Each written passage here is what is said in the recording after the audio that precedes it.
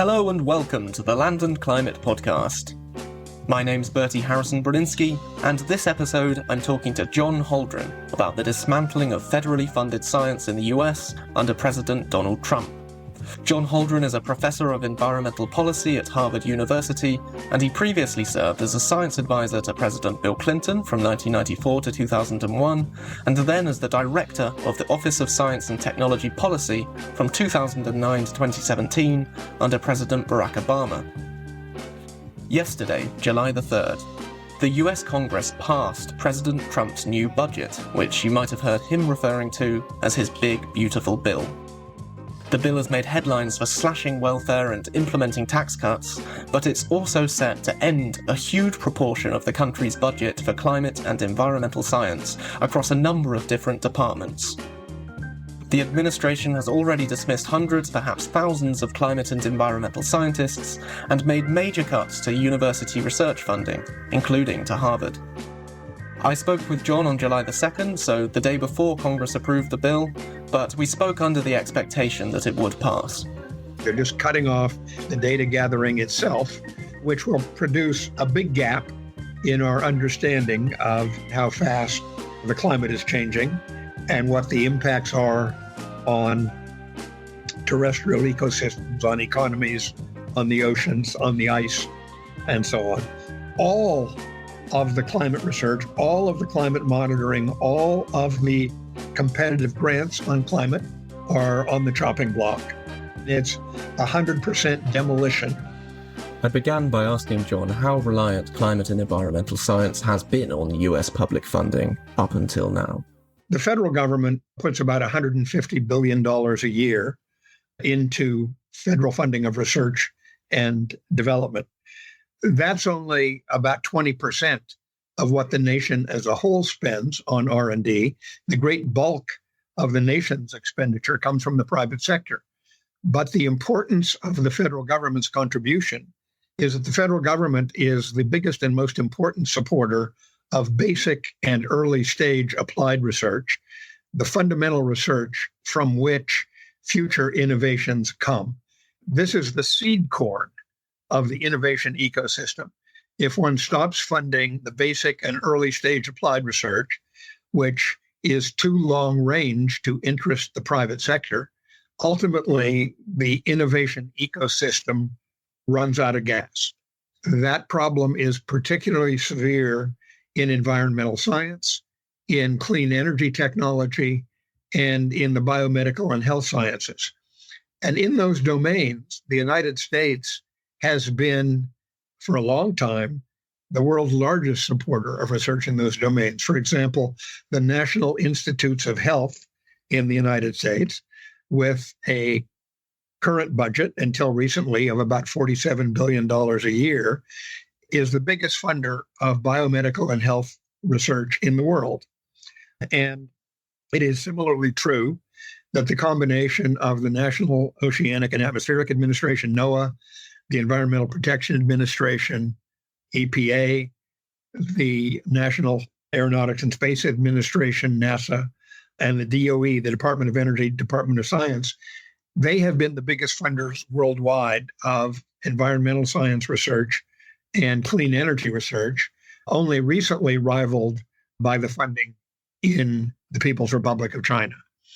And by surrendering U.S. leadership in those domains, which the Trump administration has started to do and is proposing to continue to do, the United States is, number one, sacrificing its leadership worldwide in those domains of research, with devastating consequences on the pace of progress, the development of new vaccines and drugs, the development of better approaches to reducing emissions of greenhouse gases and other harmful substances.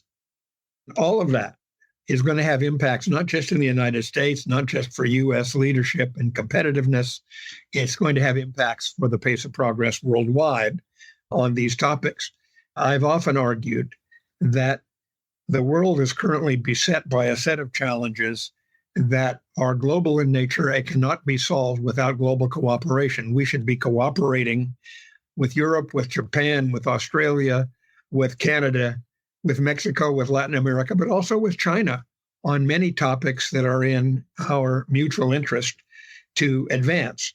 And among the other things that Trump has been doing, which are very damaging, is he has been undermining our partnerships internationally in many ways, alienating our allies, annoying unnecessarily our competitors who are also in many respects partners.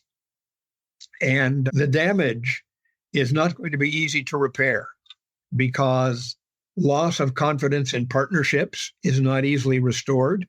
Loss of momentum in joint research projects or national research projects is not easy to restore. The people who are dismissed or who leave in dismay are not easy to lure back or replace.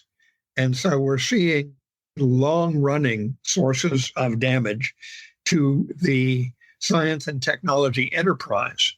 Under normal circumstances, for example, during your time working with the Obama administration, how much power would a president be expected to have over choosing what gets funded and when and how and all of that process? To what extent is the executive branch in control of it? The Office of Science and Technology Policy in the White House and the director of that office, who is also ordinarily the president's science advisor with the rank of assistant to the president for science and technology, have a lot of influence on the budgets that the president submits to the Congress.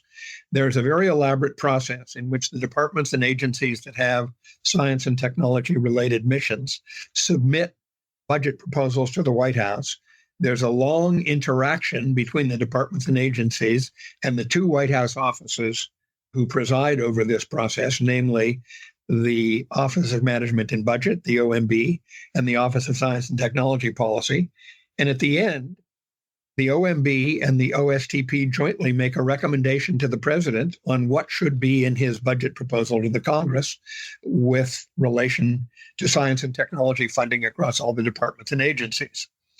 And in general, the president takes very seriously the recommendations of his OMB and his Office of Science and Technology Policy and submits a budget that pretty much reflects those recommendations.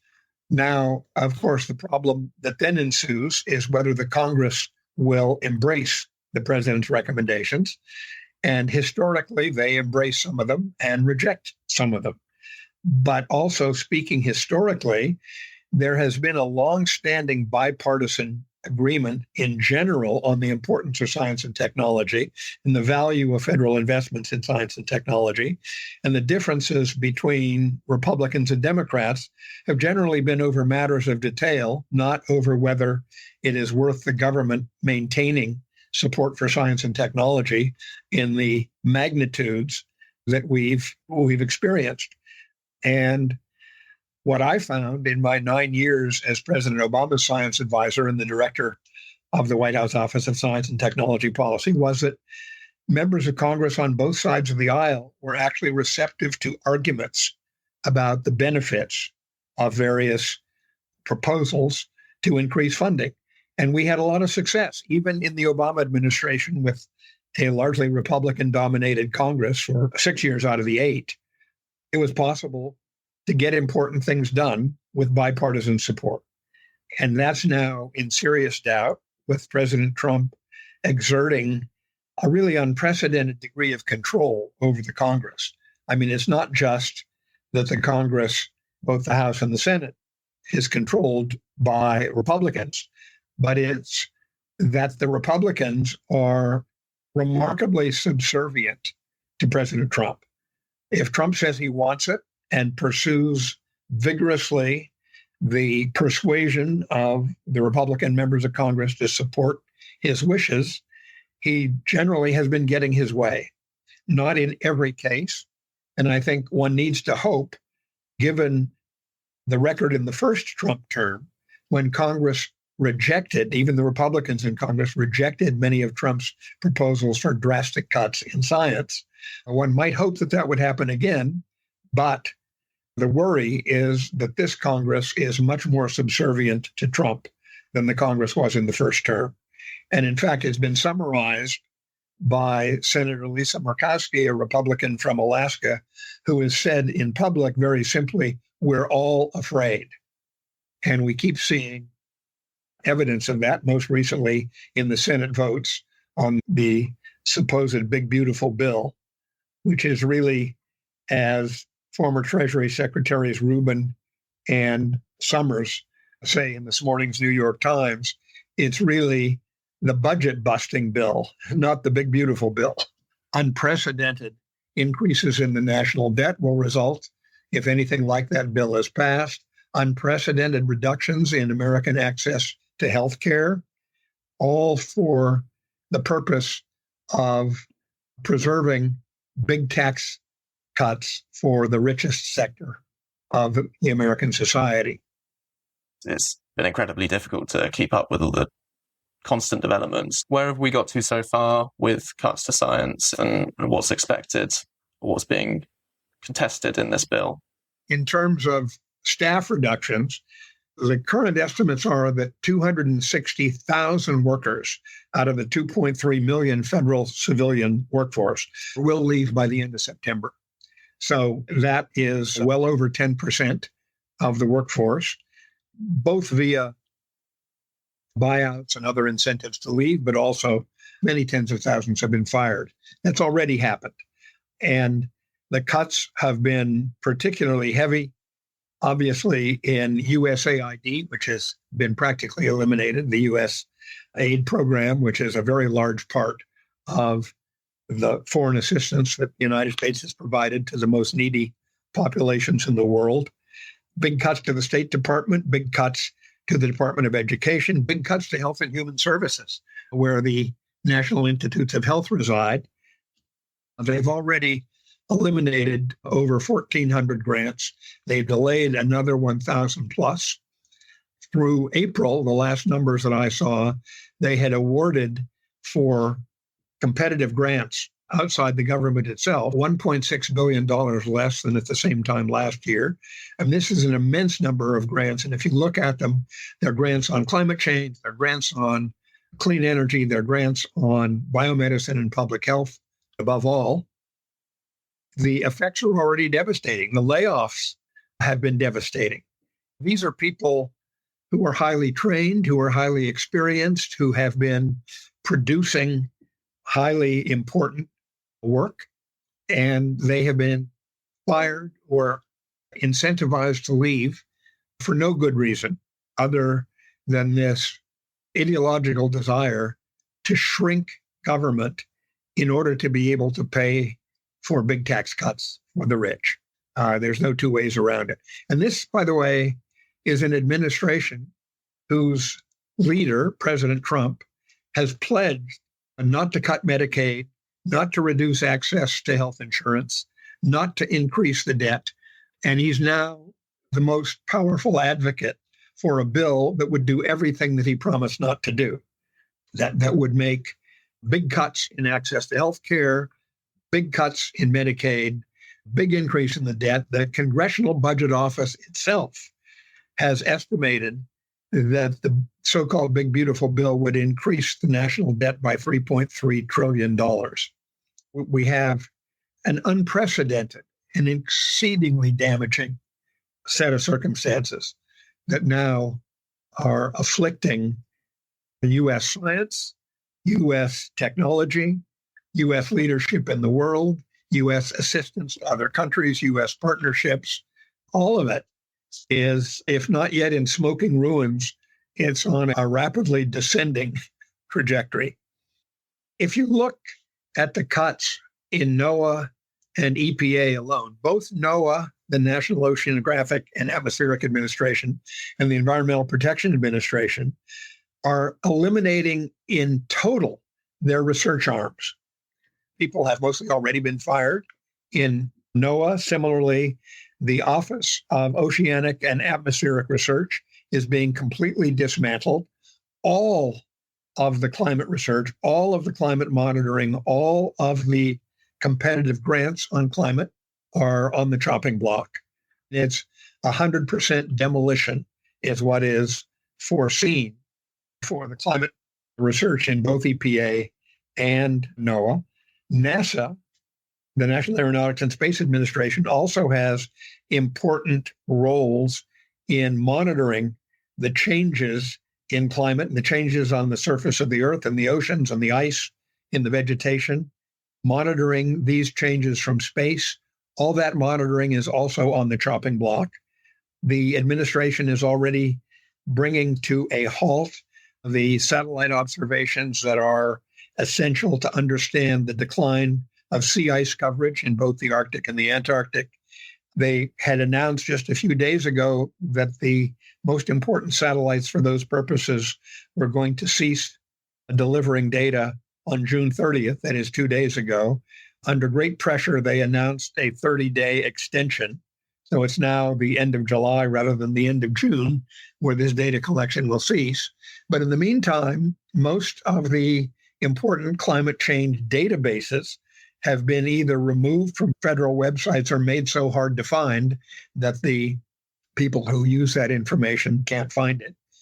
And I would mention, particularly importantly, the halting entirely, the termination of the U.S. national climate assessments, which are assessments of climate change impacts on the United States, which were required by law in the Global Change Act of 1990, and which, under law, the president has no right to terminate without consultation with Congress, but he's done it anyway. He's terminated the work on the sixth assessment. There have been 5 published up until now. Those assessments are the most useful source of information on the needs for climate change adaptation in cities, in communities, in regions, in nations, in tribes. The national climate assessments are the only place where the impacts of climate change on the United States are disaggregated down to regions and to economic sectors. And so mayors, governors, tribal leaders have access to information about what climate change is doing to their economies, in their regions, to their communities. And that information is essential in planning adaptation to the changes in climate that are ongoing and that cannot be stopped overnight, irrespective of what investments are made in reducing emissions. Emissions reductions are extremely important. Those are all being brought to a halt in the United States in every way that the Trump administration can think of. But even with the best investments in emissions reduction, we would need increased investments in adaptation to reduce the damage from the changes in climate that can no longer be averted. And that's what the national climate assessments were feeding into, providing the knowledge needed to make appropriate investments in climate change adaptation, and it's all gone. They have even removed the earth.gov and the climatechange.gov websites that provided easy access to everybody of the data from those studies. Just yesterday, I tried to access one of the sites where these databases have allegedly gone, and it came up with error messages. There are, of course, private groups and non-governmental organizations that have been busily archiving these federal data so that they will continue to be accessible. That's a very important effort. I think it will be largely successful, but it cannot make up for the termination of the continuing data gathering efforts which the Trump administration has imposed. They're just cutting off the data gathering itself, which will produce a big gap in our understanding of how fast the climate is changing and what the impacts are on terrestrial ecosystems, on economies, on the oceans, on the ice, and so on. You've been observing or interacting with Washington, D.C. for a long time. And what's your kind of read of this? I know climate isn't the only part of the cultural war going on or the policy war going on in this way, but is this state capture by fossil fuel? What do you think's driving this shift? It's hard to do psychoanalysis on any set of political leaders, but it appears that President Trump is focused on increasing the power of the presidency, and He is clearly very focused on maintaining large tax cuts for the rich at whatever cost to everybody else. He is also ideologically inclined to doubt the importance of human-caused climate change. He has repeatedly called it a hoax, in fact, and he has appointed people who share that view to the key science and technology positions in the federal government. And so it's pretty clear that on ideological grounds, he is opposed to any federal investment in understanding how climate is changing, why it is changing, what the harms from it are. He doesn't want to invest any money in reducing emissions or in building adaptation. But it appears to be part of a much broader strategy, which is anti-science, anti-information, anti-independent opinion. If you look at the whole picture, you see that Trump is trying to dismantle all the sources of independent opinion in the United States. He is intimidating the media. He's intimidating the courts. He's intimidating universities. He's trying to exert federal control over universities in a way that has never even been attempted in the past, demanding that universities allow the federal government into their processes of admission, of hiring and firing, of the content of their curricula. And after museums, he's been after libraries. He's after primary education. I mean, this guy is a know-nothing trifecta. He doesn't know anything. He's proud of knowing nothing, and he doesn't want anyone else to know anything.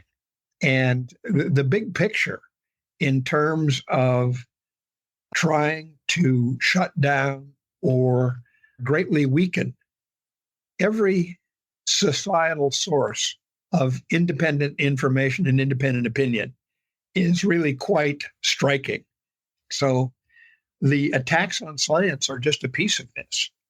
I mean, if you think about it, can you imagine attacks on the option of museums and libraries to show what their managers, curators, librarians want to show, want to make available? You've got the most recent phenomenon of a major television network agreeing to pay $16 million to Trump to settle a lawsuit over Trump's view that an episode of the television program 60 Minutes gave too favorable an impression about then presidential candidate Kamala Harris. We have never seen such a thing in the United States. There is virtually no chance that lawsuit would have survived in a court of law. But the network settled because they need the administration's approval of a big merger that they have in mind. It's just an amazing situation. We have seen nothing like it in this country, in the memory of anybody now alive, certainly, and probably not before that. I've been asking you mostly for your perspective as someone that's worked with the presidency, but you're also now at Harvard. Harvard's been the most attacked academic institution under this administration. Had you or your work or your colleagues been affected? Have you been involved in any conversations? First of all, nearly all of us on the Harvard faculty are grateful that the Harvard leadership has stood up to the Trump administration and has refused to accept these exceedingly intrusive, unprecedented attempts to insert the government into admissions, hiring and firing of staff, the content of courses, and so on. These intrusions would be so inimical to the function of the university, to the character of the university, that I think any university leadership sufficiently attentive to what the university is and sufficiently attentive to that role would have to reject it. Now, Harvard is fortunately in a stronger position than many universities. It has the biggest endowment of any U.S. university. It has a long tradition of independence. It's a private university. And so I think it's appropriate and important that Harvard has been standing up. But the damage to Harvard already, as a consequence of standing up, has been very severe. There have been many research grants canceled. There have been many positions eliminated. Staff have been fired in many different departments, including some in the Kennedy School of Government. The effect on me personally and the programs in which I'm most engaged has not been severe as yet. I sit in a unit of the Kennedy School called the Belfer Center for Science and International Affairs. There have been no staff cuts in the Belfer Center.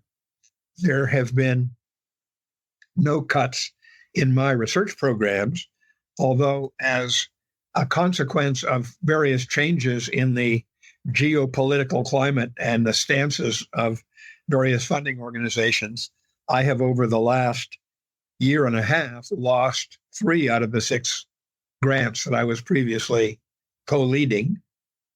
But that's not Trump cuts. It's cuts that resulted from the change in the environment in which Trump was a part. The other organizations at Harvard, some of them are in very serious trouble. The School of Public Health at Harvard has largely been funded by federal grants, and they have already lost people. They're going to lose more people. The biggest threat of all, I think, to the university is the threat to its ability to recruit and enroll international students, both undergraduate and graduate, and to recruit and enroll postdoctoral fellows and more senior fellows from other countries. The lever that the Trump administration has tried to assert, and which has been challenged by Harvard in court, is the access of foreign students to Harvard, taking away Harvard's credential to enroll foreign students. When that has been challenged in court, they have attacked through the visa process and have said they simply won't grant visas to international students or postdoctoral fellows applying to study at Harvard. Now, Harvard is about 27% international students, but some of its units are much more dependent on international students. The Kennedy School is almost 60% foreign students, international students. This would be an immense change in the character of the institution. We benefit immensely from the very substantial presence of international students. Pre-doctoral fellows, postdoctoral fellows make enormous contributions to our program. They make, by the way, enormous contributions to society, as immigrants always have in this country. I would say that Trump is shooting himself in the foot and the country in the foot, except it's more like shooting himself in the forehead with these restrictions on immigration as a general matter, extending to restrictions on a particular university's ability to admit foreign students.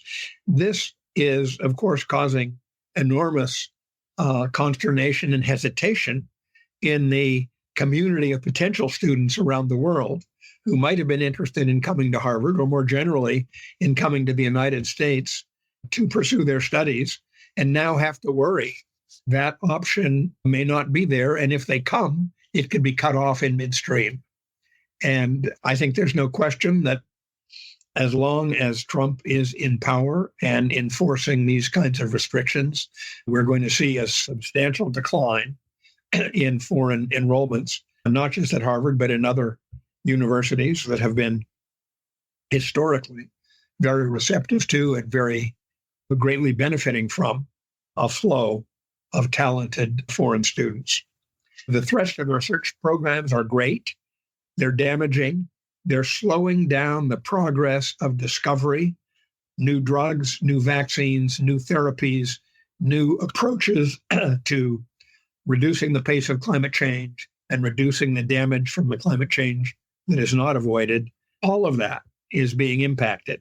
Universities have played a big role in what I sometimes call the innovation ecosystem of the United States, in which the universities, the government, the private sector, the NGOs have all in various ways been partners in advancing innovation that is helpful to the economy, helpful to public health, helpful to the environment, helpful to national and international security, All of those benefits are at risk from the attacks on science, the attacks on universities, the attacks on immigration across the board. It's a very big challenge. And we have to ask, where are the leverage points through which we might find relief? And I think it's ultimately going to depend maybe somewhat on the courts, maybe somewhat on the midterm elections. But I think counting on the courts or counting on the midterm elections is problematic for a number of fairly obvious reasons. And I think we need some substantial fraction of the public to stand up and tell their members of Congress that it's time for Congress to reassert its prerogatives under the Constitution to manage spending, to manage the creation and dissolution of federal agencies. The Trump administration has overreached enormously in terms of intruding on the congressional prerogatives in these domains. And ultimately, I think we need the Congress to step up and fix it. That doesn't need a conversion of all the Republican members of Congress. It needs a conversion about half a dozen members of the Senate on the Republican side of the aisle and half a dozen members of the House on the Republican side of the aisle. A dozen altogether would be enough to join with Democrats to reassert congressional control over spending and congressional control over the creation and dissolution of federal agencies. The headline battles around this bill seem to be around the cuts to Medicaid and then also the increases in spending around kind of defense and like the border and that kind of stuff. Has it been hard to get political attention on kind of science and climate mitigation? And do you see that as potentially changing later down the line if these cuts do go through? Might these issues become a political issue later on? The question of the role of science in all of this is partly a matter of messaging. If we try to make the argument, scientists do stuff that's fun, that's expanding human horizons, that's improving understanding of the universe, let them do what they want, this will obviously crash and burn. The argument that we need to be making, which is a true argument, is that advances in science and advances in technology based on advances in science have enormously improved the economy in the United States and around the world. They've improved public health in the United States and around the world. They've improved the environment in the United States and around the world. And it is those values that matter to people: economies, jobs, public health, a breathable atmosphere, drinkable fresh water. These things matter to people. We need to continue to make the case that science is important and technology is important, not for their own sake, not for the sake of the jobs of scientists and technologists who are losing their jobs in the course of Trump's interventions, but because of a larger value to society, to the things that people care about. The public demonstrations around protecting science, Stand Up for Science on March 7th, I believe, demonstrations all around the United States. There was one in Woods Hole, Massachusetts, where hundreds of people in a very small community turned out, and I spoke, and one of our congressional representatives spoke.